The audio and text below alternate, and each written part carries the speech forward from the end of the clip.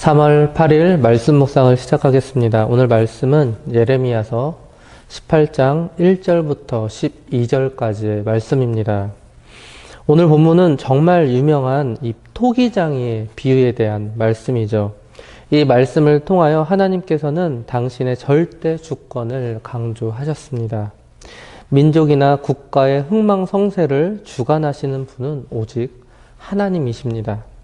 하나님께서는 당신의 주권을 강조하시면서 이 범죄한 유다에 대한 심판을 재차 경고하셨습니다. 1절과 2절입니다. 여호와로부터 예레미야에게 임한 말씀에 이르시되 너는 일어나 토기장이의 집으로 내려가라. 내가 거기에서 내 말을 내게 들려주리라 하시기로. 하나님께서는 예레미야에게 토기장이의 집으로 직접 갈 것을 명령하셨습니다. 백문이 불여일견이라 했죠. 100번 듣는 것보다 한 번 보는 것이 낫다라는 것입니다. 이 말처럼 하나님께서는 당신의 주권을 설명하시고자 하실 때 이 예레미야에게 실물 교육을 실행하셨던 것입니다. 즉 하나님께서는 이 예레미야를 직접 토기장이의 집으로 보내셨습니다. 이처럼 하나님께서 선포한 이 메시지를 행위나 또는 강한 상징으로 보여주시는 이유는 무엇일까요? 바로 대부분의 사람이 이처럼 시각에 매우 예민하기 때문입니다. 복음도 마찬가지입니다. 우리는 복음을 전할 때 시각을 효과적으로 이용할 필요도 또한 있습니다. 마찬가지로 우리가 누군가의 눈에 보여지는 것 역시 매우 중요하다라는 것이죠. 우리는 보이지 않는 하나님을 대신해서 눈에 보여지는 모습으로 이 땅 위에 세워진 존재들입니다. 즉 하나님을 대신한 자들이죠. 우리의 말, 우리의 행동 등은 하나님을 전함에 있어서 매우 존귀하게 사용된다라는 것을 우리는 항상 유념해야 할 것입니다. 3절입니다. 내가 토기장의 집으로 내려가서 본즉 그가 농로로 일을 하는데, 농로는 쉽게 말해서 토기, 즉 그릇을 만드는 데 사용되는 기구입니다. 농로라는 말을 직역하면 돌 2개를 가지고가 됩니다. 즉 수직으로 된 굴대 위아래에 이 돌 2개로 된 바퀴가 놓여 있는 장치죠. 밑에 바퀴를 발로 돌리면 위에 바퀴도 돌아가는데, 이때 토기장이는 이 윗바퀴에서 이 점토를 빚어 그릇을 만들었습니다. 이 모양은 오늘날의 기구의 모양과는 전혀 다른 그런 모양이라고 합니다. 4절입니다. 진흙으로 만든 그릇이 토기장의 손에서 터짐에 그가 그것으로 자기 의견에 좋은 대로 다른 그릇을 만들더라. 그릇이 토기장의 손에서 터졌다고 합니다. 즉 그릇이 토기장의 의도대로 만들어지지 않았다라는 뜻이죠. 그런데 잘 생각해 보면 여기서 토기장이는 바로 하나님이십니다. 그런데 하나님의 실력이 떨어져서 이 토기가 제대로 빚어지지 못했다라는 걸까요? 그렇지는 않은 것 같죠? 즉 7절 이하의 보다 특정적인 이 적용 내용에서 유추해 볼 때 그 당시에 이 바퀴 위에 놓여졌던 이 특정한 진흙의 문제가 있었던 것이 분명합니다. 즉 이 진흙의 질이 좋지 않아서 이 토기장이가 만들고자 하는 그 그릇이 될 수 없었다라는 것입니다. 이 진흙은 토기장의 원래의 의도를 좌절시켜버리고 만 것이죠. 그래서 다른 용도의 그릇으로 다시 만들어 사용되어야 할 처지에 놓인 것입니다. 이처럼 모든 그릇의 이 토기들의 운명은 오직 토기장이의 손에 달린 것이죠. 정리해서 말씀드리겠습니다. 하나님의 의도에 맞지 않은 그릇은 하나님의 실력이 모자라서가 아니라 바로 그 재료인 흙에, 진흙에 문제가 있었다라는 것입니다. 자기 목적에 저항하는 이 진흙을 하나님께서는 그에 맞게 처리하실 것입니다. 이 진흙을 뭉개버리실지, 버리실지, 아니면 다른 그릇을 만들지는 오직 누구의 손에 달려 있습니까? 바로 하나님의 손에 달린 것입니다. 여기서 우리는 무엇을 발견할 수 있을까요? 이 첫 번째, 이 진흙에 대한 이 토기장이의 절대적 주권적인 능력을 볼 수가 있죠. 그리고 두 번째, 끝까지 진흙을 버리려 하지 않으시고 자신이 원했던 그릇을 만들고자 노력하시는 이 토기장의 인내를 우리가 살펴볼 수가 있습니다. 5절과 6절입니다. 그때 여호와의 말씀이 내게 임하니라 이르시되 여호와의 말씀이니라 이스라엘 족속아 이 토기장이가 하는 것 같이 내가 능히 너희에게 행하지 못하겠느냐. 이스라엘 족속아 진흙이 토기장의 손에 있음 같이 너희가 내 손에 있느니라. 하나님은 그르신 이 인간에 대해서 토기장이가 되시는 분이시죠. 그래서 이 토기장이가 진흙을 가지고 마음대로 할 수 있듯이 하나님은 우리 인간에 대해서 본인 마음대로 주관하실 수 있는 그런 분이십니다.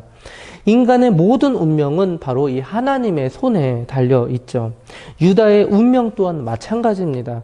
창조주 하나님의 주권에 속하지 않은 민족과 국가는 이 세상 어디에도 존재하지 않습니다. 하나님께서는 유다를 선택하셨고 또 그들을 구원해 주셨으며 그들을 자녀 삼아 주셨습니다. 그래서 유다는 분명히 달라야 했습니다.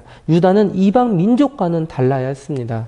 하나님께서는 그들에게 말씀을 주셨고 그 말씀으로 그들을 양육하셨습니다. 하나님의 말씀에 대해서 무지한 이방 민족들이야 그러려니 할 수 있지만 이 말씀을 받은 이 유다 민족은 하나님의 말씀을 전적으로 따라야 했습니다. 반대로 따르지 않았을 때의 결과 역시 하나님의 절대 주권에 근거한 섭리임을 알아야 했습니다. 여러분, 나의 나됨은 오직 하나님의 은혜입니다. 이 사실을 우리는 전적으로 따라야 합니다. 하나님의 이 주권적인 섭리의 손길을 여러분 인식해야 합니다. 그래서 그의 주권에 항상 순종하는 자세를 우리는 가져야 할 것입니다. 7절입니다. 내가 어느 민족이나 국가를 뽑거나 부수거나 멸하려 할 때에 토기장의 의도와는 다르게 이 토기장의 손에서 이 토기가 터져 나가면 그 토기를 완전히 뭉개버릴지 아니면 버릴지 아니면 다른 그릇으로 좋게 만들어 사용할지는 누가 판단하시는 것일까요? 바로 토기장이라고 말씀드렸죠. 첫 번째, 만약 좋지 않은 이 진흙이 회개하여서 좋은 진흙으로 거듭난다면 하나님께서는 그 진흙으로 다시 그릇을 만드실 것입니다. 8절입니다. 만일 내가 말한 그 민족이 그의 악에서 돌이키면 내가 그에게 내리기로 생각하였던 재앙에 대하여 뜻을 돌이키겠고, 즉 민족의 멸망을 지연시키거나 보류할 수 있는 유일한 방법은 바로 회개라는 것입니다. 이처럼 하나님께서는 아무리 죄악이 많은 민족이라 할지라도 진심으로 회개한다면 심판을 유보하시거나 거두시는 분이십니다. 그래서 모세는 민수기 14장 18절에 여호와는 노하시기를 더디하시고 인자가 많아 죄악과 과실을 사하신다고 찬양하였습니다. 그리고 시편 기자는 여호와는 자비로우시며 은혜로우시며 노하기를 더디하시며 인자하심이 풍부하시도다라고 노래하기도 하였습니다. 실로 한 나라의 이 흥망성쇠는 오직 하나님의 주권에 대한 순종 여부에 달려 있는 것이죠. 그것은 선민 유다라고 해서 예외가 아니었습니다. 사랑하는 성도 여러분, 우리도 마찬가지입니다. 하나님의 말씀에 대한 순종 그리고 그 죄에 대한 회개만이 우리가 살 길임을 명심하셔야 합니다. 우리도 절대로 예외는 될 수 없습니다. 9절과 10절입니다. 내가 어느 민족이나 국가를 건설하거나 심으려 할 때에 만일 그들이 나 보기에 악한 것을 행하여 내 목소리를 청종하지 아니하면 내가 그에게 유익하게 하리라고 한 복에 대하여 뜻을 돌이키리라. 반면 죄에서 돌이키지 않으면 하나님은 그 복을 거두어 가시는 분이십니다. 하나님은 이스라엘을 무조건 자동적으로 축복하시는 분이 아니십니다. 하나님은 지금까지 이들에게 질병과 사망과 기근 등으로 징벌하셨습니다. 그리고 끝내 이들이 회개치 않자 하나님은 유다를 패망의 길로 인도하실 것입니다. 11절입니다. 그러므로 이제 너는 유다 사람들과 예루살렘 주민들에게 말하여 이르기를 여호와의 말씀에 보라 내가 너희에게 재앙을 내리며 계책을 세워 너희를 치려 하노니 너희는 각기 악한 길에서 돌이키며 너희의 길과 행위를 아름답게 하라 하셨다 하라. 유다에 대한 하나님의 심판은 이미 작정되었습니다. 이미 준비되었습니다. 그러므로 그들이 자신들의 이 죄악된 습성과 오만한 마음을 돌이키지 않으면 하나님의 심판은 결단코 묘면하지 못할 것입니다. 그런데 예레미야 이 선지자의 이 회개 촉구에 대한 이 유다 백성들의 반응이 참으로 기가 찼습니다. 마지막으로 12절을 보실까요? 그러나 그들이 말하기를 이는 헛되니 우리는 우리의 계획대로 행하며 우리는 각기 악한 마음이 완악한 대로 행하리라 하느니라. 이는 헛되니 이 헛된에 해당되는 히브리어가 야쉬입니다. 즉 낙담시키다, 근심케 하다라는 의미를 가지고 있죠. 즉 유다 백성들은 이 예레미야의 회개의 이 권면을 무시하였습니다. 자신들을 낙담시키는 그런 쓸모없는 말이라고 치부했죠. 참으로 이들은 뻣뻣해진 진흙과 같았습니다. 더는 다른 그릇조차 빚을 수 없을 정도로 뻣뻣해진 진흙들이었습니다.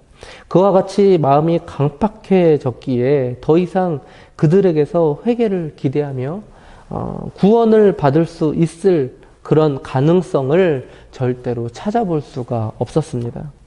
우리는 우리의 계획대로 행하며 우리는 각기 악한 마음이 완악한 대로 행하리라. 끝까지 지멋대로 하겠다고 고집합니다. 악한 마음이 완악한 대로 행하겠다고 고집합니다. 이들에게 남은 건 심판밖에는 없었습니다.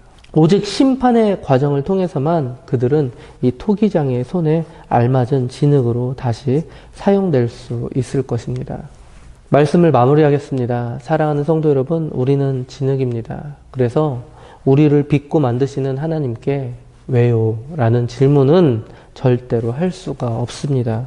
우리는 하나님의 손에 우리의 모든 것을 맡겨 드려야 합니다. 그리고 우리는 스스로가 좋은 흙이, 좋은 진흙이 하나님께서 쓰시는 좋은 재료가 되도록 부단히 노력해야 할 것입니다. 그러면 하나님께서 우리의 상태에 맞는 가장 최적의 그릇으로 우리를 변화시켜 주실 것입니다. 오늘도 오직 하나님의 주권을 인정하며 그분께 순종함으로 나아가시는 장자 가족들 되시기 바랍니다.